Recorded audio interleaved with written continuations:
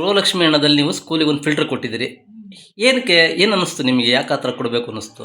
ಕೊಡಬೇಕು ಅಂತ ನಮ್ಮವ್ರು ಬಂದು ಶಾಲೆ ಹತ್ರ ಬಂದಿದ್ರೆ ಅವ್ರಿಗೆ ಗೊತ್ತಾಯ್ತು ವಿಷಯ. ಪಾಪ ಮಕ್ಕಳಿಗೆ ಕುಡಿಯೋಕ್ಕೆ ನೀರು ಇಲ್ಲ, ಸಹಾಯ ಮಾಡೋಣ ಅಂತ ಅವರು ನೀರು ಕುಡಿಯೋಕ್ಕೆ ತೊಂದರೆ ಆಗ್ತಾ ಇದೆ. ಬಾಟ್ಲಲ್ಲಿ ಬಂದು ನೀರು ಕುಡಿತಾ ಇದೆ. ಒಂದು ಟ್ಯಾಂಕ್ ಬೇಕಂತೆ, ಟ್ಯಾಂಕ್ ಅವಶ್ಯಕತೆ ಇದೆ ಅಂತ ಹೇಳಿದ್ರು ಬಂದು.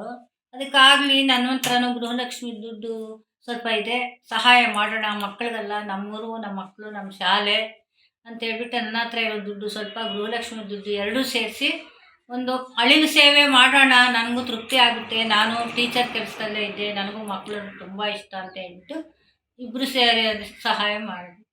ಎಷ್ಟು ಹಾಕ್ಸಿದ್ರಿ ಮೇಡಮ್? ಗೃಹಲಕ್ಷ್ಮಿ ಅದು ಎಷ್ಟಿತ್ತು?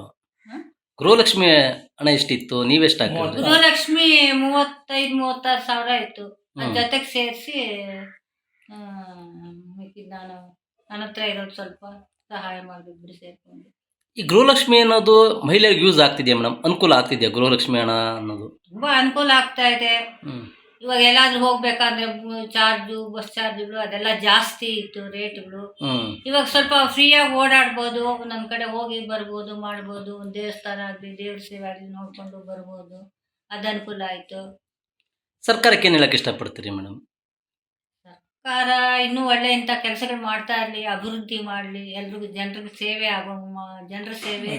ಜನರು ಸೇವೆ ಅನುಕೂಲ ಆಗೋಂಗೆ ಮಾಡಲಿ. ಅವ್ರ ಮುಂದೆ ಇನ್ನೂ ಯೋಜನೆಗಳನ್ನು ಒಂದು ಒಳ್ಳೊಳ್ಳೆ ಕೆಲಸಗಳು ಮಾಡಲಿ ಅಂತ. ಏನಿಲ್ಲ, ಅದೇ ನಮ್ಮ ಸ್ಕೂಲಿಗೆ ಹೋಗಿ ಬಂದೆ, ಅಲ್ಲಿ ಕುಡಿಯೋ ಮಕ್ಕಳಿಗೆ ನೀರಿನ ವ್ಯವಸ್ಥೆ ಸರಿಯಾಗಿರಲಿಲ್ಲ. ಅಲ್ಲಿನ ಹೆಡ್ ಮಾಸ್ಟ್ರು ಸೀತಾರಾಮ್ ಅವರೆಲ್ಲ ಕುಡಿಯೋ ಮಕ್ಕಳಿಗೆ ಏನಾದ್ರು ಅನುಕೂಲ ಮಾಡೋಕ್ಕೆ ನೋಡಿ ಅಂದರು. ಸೊ ಅದನ್ನು ನಾನು ಸ್ವಲ್ಪ ಮನಸ್ಸು ಮಾಡಿದೆ. ಸೊ ನಮ್ಮ ಮನೆಯವರು ತುಂಬ ಸಹಕಾರ ಕೊಟ್ಟರು. ಅಂದರೆ ನಮ್ಮ ಮನೆಯವ್ರು ಇತಿಮಿತಿಯಾಗಿ ಸಂಸಾರ ಮಾಡ್ಕೊಂಡು ಹೋಗ್ತಾರೆ, ಏನು ಅವ್ಯವಸ್ಥೆ ಇರಲ್ಲ. ಅದು ಬಂದದ್ದು ಏನಾದ್ರು ಗುರುತುಗಾಗಿ ಮಾಡೋಣ ಅಂತ ಒಂದು. ಇನ್ನು ನನ್ನ ಮೂಲ ಉದ್ದೇಶ ಏನು ಅಂದರೆ, ಸರಳವಾದ ಜೀವನ ನಡೆಸಿ ಉದಾತ್ತವಾದ ಯೋಚನೆ ಮಾಡಿ ಅನ್ನೋದು ನಮ್ಮ ಉದ್ದೇಶ ಇತ್ತು. ಅದು ಒಂದು ನನ್ನ ಪಾಯಿಂಟ್ ಇತ್ತು. ಎರಡನೇದೇನು ಅಂದರೆ, ಮನುಷ್ಯ ಇಲ್ಲದೆ ಇದ್ದು ಅವನು ಮಾಡಿದ ಕಾರ್ಯಗಳು ಉಳಿಯುತ್ತಂತೆ, ಅದು ಒಂದು ಭಾವನೆ ಇತ್ತು. ಆ ರೀತಿ ಜೀವನದಲ್ಲಿ ಏನಾದ್ರು ಒಂದು ಸಾಧನೆ ಮಾಡಬೇಕು ಅನ್ನೋ ಒಂದು ಆಸೆ ಇತ್ತು. ಅದಕ್ಕೆ ನಮ್ಮ ಶ್ರೀಮತಿಯವರು ಸಹಕಾರ ಕೊಟ್ಟರು. ಇದೊಂದು ಆಯಿತು. ಅದರಂತೆಯೇ ಮಕ್ಕಳಿಗೆ ಉಪಯೋಗ ಆಗಲಿ, ಅಂದರೆ ಇದರಿಂದ ನಾನು ಸರ್ಕಾರಕ್ಕೆ ತುಂಬ ಅಭಿನಂದನೆಗಳು ಸಲ್ಲಿಸೋಕ್ಕೆ ಇಷ್ಟಪಡ್ತೇನೆ. ಇದರಿಂದ ಬಡವರಿಗೆ ತುಂಬ ಒಳ್ಳೆಯ ಯೋಜನೆಗಳಾಯಿತು, ಬಡವರಿಗೆ ತುಂಬ ಅನುಕೂಲ ಆಯಿತು.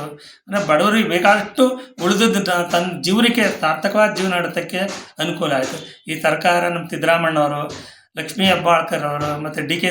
ಶಿವಕುಮಾರ್ ಅವರು ಇನ್ನೂ 16 ವರ್ಷ ಇದೇ ರೀತಿ ರಾಜ್ಯಭಾರ ಮಾಡಲಿ, ಜನಗಳಿಗೆ ಅನುಕೂಲ ಮಾಡಲಿ ಅಂತ ನನ್ನ ಆಸೆ ಪಡ್ತೇನೆ. ಸರ್, ಎಲ್ಲೋ ಒಂದು ಕಡೆ ಗೃಹಲಕ್ಷ್ಮಿ ಹಣನ ಕೂಡಿಟ್ಟು ಮನೆ ಸಂಸಾರಕ್ಕೆ ಅಂತ ಇಟ್ಟಿಡೋಣ.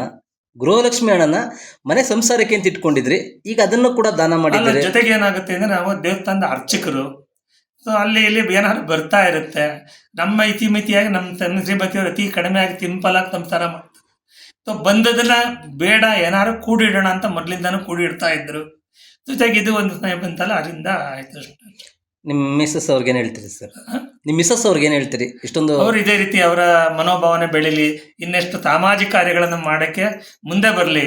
ನಮಗೆ ಸಹಕಾರನೂ, ನಮಗೆ ಸರ್ಕಾರ ಸಹಕಾರ ಕೊಡಲಿ, ನನಗೂ ದೇವ್ರ ಶಕ್ತಿ ಕೊಡಲಿ, ಎಲ್ಲರಿಗೂ ಒಳ್ಳೇದಾಗಲಿ ಅಂತ. ನಮ್ಮ ಸ್ಕೂಲಲ್ಲಿ ಫಿಲ್ಟರ್ ನೀರು ಇರಲಿಲ್ಲ. ಇವಾಗ ಯಾರೋ ಒಬ್ರು ಸರ್ ನಮ್ಮ ಸ್ಕೂಲ್ಗೆ ಫಿಲ್ಟರ್ ನೀರು ಮಾಡಿಸೋರೆ. ಇದರಿಂದ ನಮಗೆ ತುಂಬ ಉಪಯೋಗ ಆಯ್ತೈತೆ. ಫಸ್ಟು ನಲ್ಲಿ ನೀರು ಕುಡಿಬೇಕಿತ್ತು, ಇವಾಗ ನಾವು ಫಿಲ್ಟರ್ ನೀರು ಎಲ್ಲರೂ ಕುಡಿತೀವಿ. ಅವ್ರಿಗೆಲ್ಲರಿಗೂ ಥ್ಯಾಂಕ್ಸ್.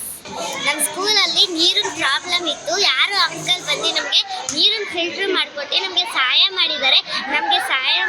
ಅದಕ್ಕೆ ನಮಗೆ ಕುಡಿಯೋಕೆ ಇವಾಗ ತುಂಬ ಈಸಿ ಆಗ್ತೈತೆ. ಕುಡಿಯೋ ನೀರು ಸಿಗ್ತಿದೆಯಾಗ? ಸಿಗ್ತಿದೆ. ನಮಗೆ ಕುಡಿಯೋಕೆ ನೀರು ಖಾಲಿ ಆದರೆ ಫಿಲ್ಟರ್ ನೀರು ಇಟ್ಕೊಂಡು ಕುಡಿತೀವಿ. ಏನು ಅನ್ಸುತ್ತೆ ಅಂಕಲ್ ಮಾಡ್ರ ಹೆಲ್ಪ್? ತುಂಬ ಒಳ್ಳೇದು ಅನ್ಸುತ್ತೆ. ನಮ್ಗೆ ಒಳ್ಳೆ ಹೆಲ್ಪ್ ಮಾಡಿದ್ದಾರೆ. ಅವ್ರು ಥ್ಯಾಂಕ್ಸ್ ಹೇಳ್ತೀಯಾ? ಥ್ಯಾಂಕ್ ಯು ಅಂಕಲ್, ನಮಗೋಸ್ಕರ ನೀವು ಫಿಲ್ಟರ್ ಹಾಕಿಸ್ಕೊಡೋದಕ್ಕೆ ನಿಮಗೆ ಥ್ಯಾಂಕ್ ಯು. ನಮ್ಮ ಶಾಲೆ ಸರ್ಕಾರಿ ಹಿರಿಯ ಪ್ರಾಥಮಿಕ ಶಾಲೆ ಬಾಬುರಾಯನಕೊಪ್ಲು. ಈ ಶಾಲೆಯಲ್ಲಿ ಕುಡಿಯುವ ನೀರಿನ ಸಮಸ್ಯೆ ಆಗಿತ್ತು ಮಕ್ಕಳಿಗೋಸ್ಕರ. ಈಗ ರಂಗನಾಥ್ ಸರ್ ಅಂತ ಅರ್ಚಕರು ನಮ್ಮ ಬಾಬುರಾಯನಕೊಪ್ಲು ಇದರಲ್ಲೇ ಅರ್ಚಕರಾಗಿದ್ದಾರೆ.